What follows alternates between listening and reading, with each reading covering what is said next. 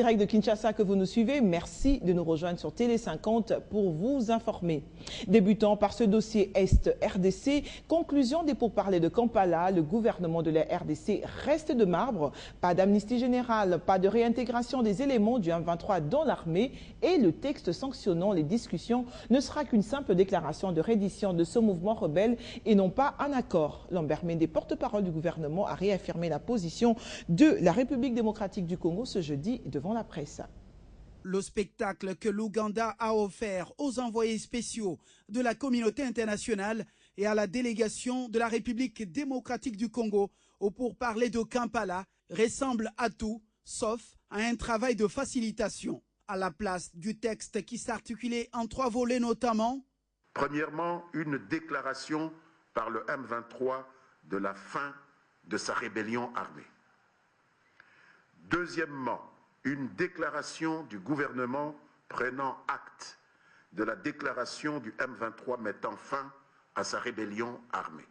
Le facilitateur a voulu piéger la délégation du gouvernement de la République démocratique du Congo.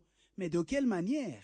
Suite à l'insistance des envoyés spéciaux de la communauté internationale, la délégation du gouvernement de la RDC a pu finalement prendre connaissance pour la première fois du texte qui était censé être soumis à la signature des parties quelques minutes plus tard. La thèse de la ruse et du piège se confirme car le texte reflète tout simplement la complication et non la facilitation. À la lecture de ce texte, la délégation du gouvernement de la République démocratique du Congo a été surprise et choquée. Mais c'est le jour de la signature du texte que le facilitateur a plus compliqué les choses. La facilitation ougandaise n'avait pas non plus tenu compte dans le texte de l'évolution de la situation sur le terrain des hostilités. Imperturbable, la République démocratique du Congo refuse d'accorder une amnistie à tous les terroristes du M23 et de les intégrer dans l'armée nationale. Le secrétaire permanent du bureau politique du M23, négociateur principal au pourparlers de Kampala, ainsi que des hauts cadres du mouvement rebelle ont décidé de soutenir résolument la position émise par Kinshasa au sujet des négociations entre le gouvernement congolais et rebelles du M23. Ce groupe estime qu'il est temps de sécuriser définitivement l'Est de la RDC, d'aider à la mise en place des structures et mécanismes convenus lors des pourparlers de Kampala. Le blocage du processus de paix engagé dans la capitale ougandaise n'aura duré que quelques jours. Après son récent abandon militaire au Nord Kivu, le mouvement rebelle cède à nouveau sur le plan politique. Tandis qu'une minorité du mouvement rebelle tient mordicus au terme accord de paix entre le gouvernement de la RDC et le M23, mettant ainsi en péril la vie de toute une nation, le secrétariat permanent du M23, un des principaux organes du mouvement, appuyé par des hauts cadres et d'autres négociateurs à Kampala, a décidé d'appuyer la position de Kinshasa au sujet du point de divergence ayant conduit au blocage au titre à attribuer au document, sanctionnant ainsi ces pourparlers de Kampala. Réaliste, nous avons ainsi décidé, devant l'histoire et devant notre propre conscience, de soutenir résolument la position émise par le gouvernement congolais, qui, de toute évidence, maîtrise tous les paramètres sociopolitiques du moment afin de donner une chance à la paix. Le secrétaire permanent du bureau politique du M23, gestionnaire au quotidien des activités politiques et négociateur principal du M23 pour parler de Kampala, qui a donné la position de son organe à la presse, estime que c'est une décision historique pour un retour durable de la paix dans l'Est du pays. Nous avons pris une décision historique en vue de décrisper cette crise qui a trop duré et donner une chance à la paix dans notre pays. Quoi qu'il en soit, Kinshasa, fort de sa victoire militaire sur le M23, va se confirmer davantage comme un État souverain et respectueux des droits de l'homme. La déclaration de Kampala sera incontestablement l'intitulé du texte, qui sera signé, sine die. Restons dans cette lignée, la prouesse de l'armée congolaise jusqu'à mettre fin à l'existence de la rébellion du M23 dans l'est du pays ne laisse aucun Congolais insatisfait. C'est ce qui a poussé la population de l'Équateur à organiser une marche de soutien en mémoire des soldats tombés pour le retour de la paix dans la partie est du pays. Une occasion également pour la population de Mbandaka de célébrer cette victoire. Suivez. À À Kinshasa, mais aussi partout en RDC, la population congolaise veut montrer à la face du monde son attachement aux forces combattantes du pays. Dans 10 jours seulement, les FARDC ont mis hors d'état de nuire l'ennemi de la paix qui opérait dans la partie est du pays. Quoi de plus normal pour la population de l'Équateur de saluer cette bravoure. D'où cette marche des soutiens de la population de ces coins du pays en l'honneur aux FARDC. La marche d'aujourd'hui a pour signification le soutien en faveur du président de la République, commandant suprême des FARDC, pour la pacification du pays. En outre, je remercie aussi les FARDC, tout en les félicitant d'avoir combattu avec courage, détermination, en éradiquant les éléments du M23. Fanfare, calicot, banderole à la main, avec des messages d'encouragement, des félicitations aux FARDC, la mobilisation a été immense. Elonga pambate na lisungi ya bandeko balaki Sokoto. Oyo balandaki mot d'ordre ya mokonzi ya mboka. Elongo na bandeko oyo tobengi ya MONUSCO bazali kosunga biso. Nde na mokolo na lelo tokokozala na lipambu. Rangé derrière le chef de l'État Joseph Kabila, la province de l'Équateur a, dans un élan patriotique, communié avec les militaires congolais au front. Et toujours en rapport avec cette écrasante victoire de l'armée nationale, les Congolais ne cessent de prouver leur soutien d'une manière ou d'une autre au chef de l'État, Joseph Kabila, ainsi qu'au FARDC pour la paix retrouvée dans l'est du pays. Le dernier message de soutien est celui des ressortissants du Kasaï occidental qui se sont réunis ce jeudi à Kinshasa, dans la commune de la Gombe. Par sa détermination et ses inlassables efforts politiques, diplomatiques et surtout militaire, il est venu à bout des forces négatives du M23 soutenues par l'étranger. C'est en ces termes que les ressortissants de la province du Kasaï occidental se sont exprimés pour féliciter le président de la République, Joseph Kabila, commandant suprême des FARDC pour l'écrasante victoire des vaillants combattants des forces armées de la RDC sur le rebelle du M23. Cette paix retrouvée devra permettre de consolider la cohésion nationale et de reprendre la marche de la RDC vers l'émergence économique et sociale à travers des réformes déjà entamées. Ainsi, ces dignitaires du Kasaï occidental se sont engagés à soutenir et accompagner la vision du chef de l'État axée sur la pacification du pays et la cohésion nationale, gage du développement multidimensionnel du pays.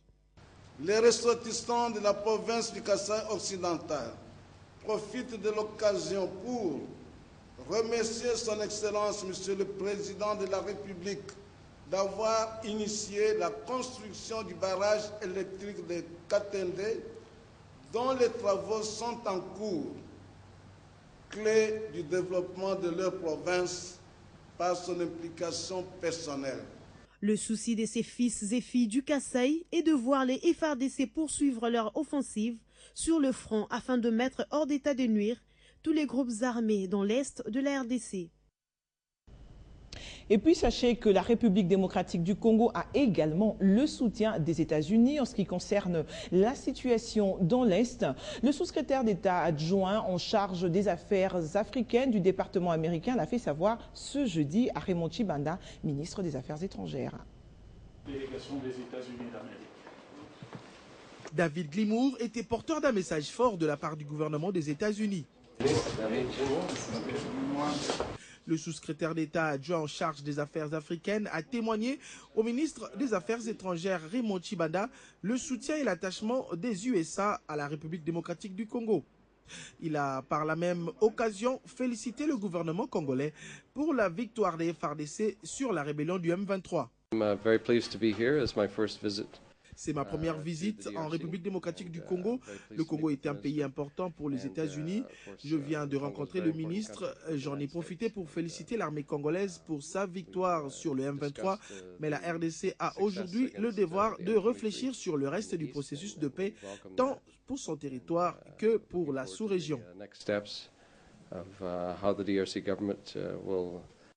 Mais il est aussi important de vite conclure les pourparlers de Kampala, a déclaré l'homme d'État américain à la presse après cet entretien de plus d'1 heure avec le chef de la diplomatie congolaise. Nous espérons que le processus de Kampala aura bientôt son aboutissement pour que tout le monde vive en paix. Il est donc important de conclure ces pourparlers. L'Afrique du Sud, pays frère et ami de la RDC, son ambassadeur, M. Machimbié, est aussi venu ce jeudi réaffirmer l'appui de son pays à travers une coopération forte qui existe entre les deux nations. Parlons économie, la lutte pour la baisse de prix de denrées alimentaires se poursuit à Kinshasa. Je vous l'annonçais en titre. Le ministre de l'économie, accompagné d'une forte délégation, a fait encore une descente sur terrain pour échanger avec l'association des vendeurs consommateurs. Ces derniers se plaignent du fait que les expatriés poursuivent de pratiquer le petit commerce. Aussi, le ministre a annoncé une réunion concernant l'uniformité de prix ce vendredi à l'hôtel de ville de Kinshasa. La lutte continue et s'annonce beaucoup plus rude qu'on ne le pensait dans cette recherche de baisse de prix, parce qu'à chaque descente du ministre de l'économie sur terrain, d'autres plaintes sont formulées, comme à la pratique du petit commerce par les étrangers. Les instructions sont données parce que nous avons déjà pris toutes les mesures conservatoires pour ce faire. Et donc maintenant, c'est un problème d'application et donc il faut faire le contrôle et le suivi à travers l'administration. Et la nouvelle configuration tarifaire n'est toujours pas d'application à tous les niveaux.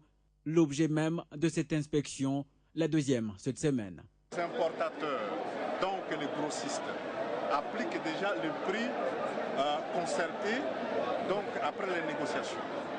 Ce qui fait que maintenant, les distributeurs et les détaillants doivent appliquer les prix de concertation Une action qui doit également s'approprier la population en dénonçant les récalcitrants, conseille ces députés élus de Kinshasa.